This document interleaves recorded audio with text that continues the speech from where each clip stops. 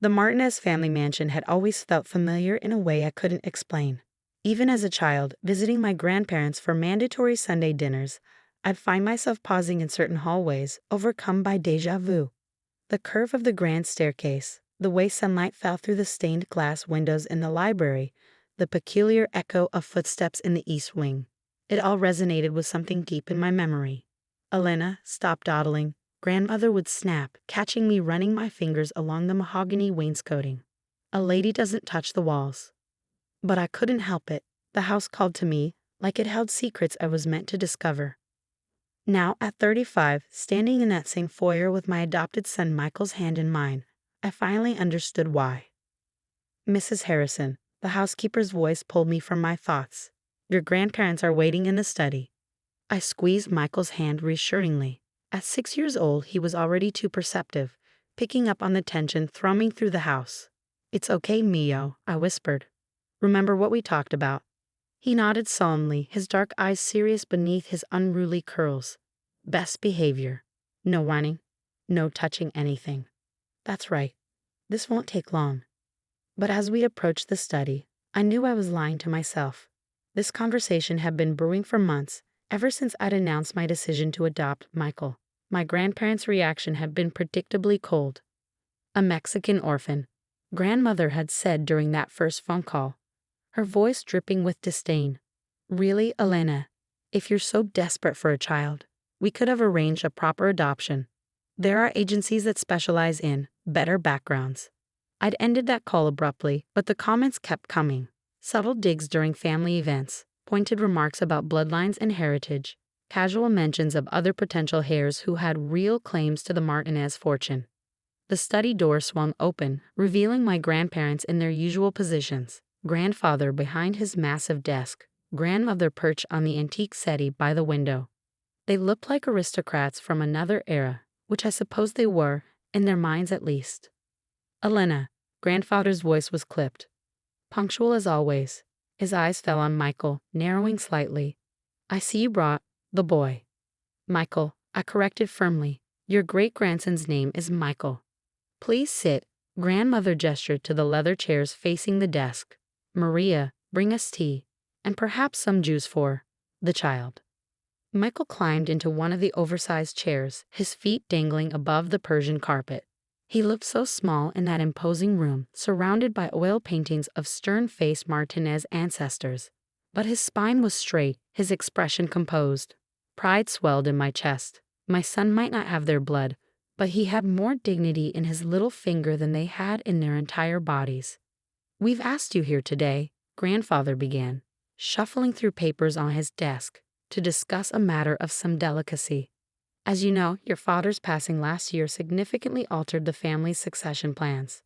My father's death had been unexpected. A heart attack at 58. We hadn't been close, his dedication to the family business leaving little time for actual family, but his death had still left a hole in my life. More significantly, it had left a hole in the Martinez family hierarchy. As an only child, I was suddenly next in line for everything: the business, the properties, the responsibility of carrying on the family name. The Martinez legacy spans 6 generations, grandmother added, accepting a teacup from Maria. 6 generations of careful marriages, strategic alliances, and proper breeding. Surely you understand why we have concerns about your recent decisions. If you mean my decision to adopt Michael, I said evenly, I don't see how that affects anything. He's my son, legally and in every way that matters. But he's not a Martinez. Grandfather's voice was sharp. Not really. The family trust is quite specific about bloodlines and inheritance. We've had our lawyers review everything, and they agree. Adopted children have no claim to the primary estate. I felt Michael stiffen beside me. Though young, he was old enough to understand rejection when he heard it. I placed a protective hand on his shoulder. That's fascinating, I replied, keeping my voice steady. Especially since I distinctly remember you telling me that family was about more than blood when you took me in after my mother disappeared. The temperature in the room seemed to drop 10 degrees. Grandmother's teacup clattered against its saucer. Grandfather's face went through several interesting color changes. That was different, he sputtered. Was it? Because I've been thinking a lot about that lately. About how quickly you stepped in to raise me when Mom vanished. About how you never seemed to look for her, never filed a missing persons report. About how familiar this house has always felt. Elena, grandmother's voice held a warning. Some things are better left in the past. But I wasn't finished. I hired a private investigator last month. Would you like to know what he found? Grandfather stood abruptly, his chair scraping against the hardwood floor. This meeting is over. Take the boy and go. His name is Michael, I said again, standing as well. And we're not going anywhere until we discuss the DNA test results I received yesterday. The color drained from grandmother's face. Grandfather gripped the edge of his desk, his knuckles white. In the heavy silence, I could hear the antique clock ticking on the mantel, marking seconds that felt like hours. What DNA test? Grandmother finally whispered. I reached into my bag and pulled out a sealed envelope. It's interesting, isn't it? How much family secrets can cost. How much people will pay to keep them buried. But you know what's even more interesting? I placed the envelope on grandfather's desk. How much truth can reveal itself through simple genetics? Mammy? Michael's voice was small, uncertain. Can we go home now? Soon, Mio, I promised, not taking my eyes off my grandparents. First, we need to hear a story. A story about a young maid who worked in this house 29 years ago. A maid who caught the attention of the family's only son. A maid who disappeared shortly after giving birth to a baby girl. Grandmother's teacup slipped from her trembling fingers, shattering on the hardwood floor. The sound echoed through the study like a gunshot. Her name was Isabella Ramirez. I continued, my voice steady despite the thunder of my heart. She was 16 when she started working here, 17 when she caught my father's eye, 18 when she disappeared. You have no proof. Grandfather's voice was hoarse. These are wild accusations. I opened the envelope, spreading its contents across his desk. Birth records from St. Mary's Hospital. Police reports that were mysteriously never filed. Bank transfers to an account in Mexico. And DNA results showing that Isabella Ramirez was my biological mother. Michael watched wide-eyed as papers scattered across the polished mahogany. He might not understand everything happening, but he knew this moment was important. What did you do to her? I asked, finally voicing the question that had haunted me for decades. Grandmother stood shakily, smoothing her silk dress with trembling hands. We did what was necessary. For the family. For you. For me? I laughed bitterly. You sent my mother away, erased her existence, and raised me as your granddaughter. All for me. Your father was engaged to Margaret Wellington. Grandfather snapped. The merger between our companies would have secured the Martinez empire for generations. We couldn't let some maid's indiscretion ruin everything. Indiscretion? The word tasted like poison. I was a baby, a human being, not some scandal to be covered up. We give you everything, grandmother insisted. The best schools, the finest clothes, a place in society. If people had known the truth. If people had known the truth? What? That the great Martinez family wasn't as pure as they pretended. That your precious son got a teenage maid pregnant and you paid to make her disappear. Grandfather slumped in his chair, suddenly looking every one of his 78 years. We paid her well. Set her up with a new life in Mexico. She agreed never to contact you. Did she agree, or did you threaten her? The silence that followed was answer enough. How much? How much did my mother's silence cost? $50,000, grandmother whispered, and a promise that you would be cared for. The number hit me like a physical blow. $50,000. That's what they thought a mother's love was worth. That's what they paid to steal my heritage, my identity, my truth. And now you have the audacity to tell me my son isn't real family? I pulled Michael close to me. That he doesn't deserve to inherit because he's adopted. Because he's Mexican. That's different, grandfather began. But I cut him off. No, it's exactly the same. You're still trying to control who belongs in this family based on your twisted ideas of blood and status. Well, guess what? By your own logic, I'm not a real Martinez either. I'm the daughter of a Mexican maid you paid to disappear. But you're still blood, grandmother protested. Still our great-granddaughter. And Michael is still my son, I shot back. My child, whom I chose to love, just as you chose to raise me. Or was that just about protecting your precious reputation? I pulled another document from my bag, this one fresh from my lawyer's office. I'm not just here about the DNA test. I've spent the last month digging through property records, trying to understand why this house always felt so familiar. Grandfather's face went ashen. Elena, imagine my surprise when I discovered that this mansion wasn't built by Martinez's money at all. It was inherited through marriage, specifically through my grandmother's side of the family, the Ramirez side. I spread out the property records, yellowed with age but clear in their implications.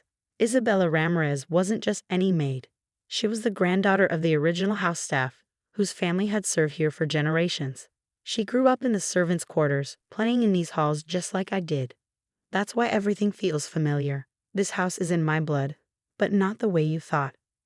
Grandmother sank back onto the settee, her composure finally cracking. How did you find all this?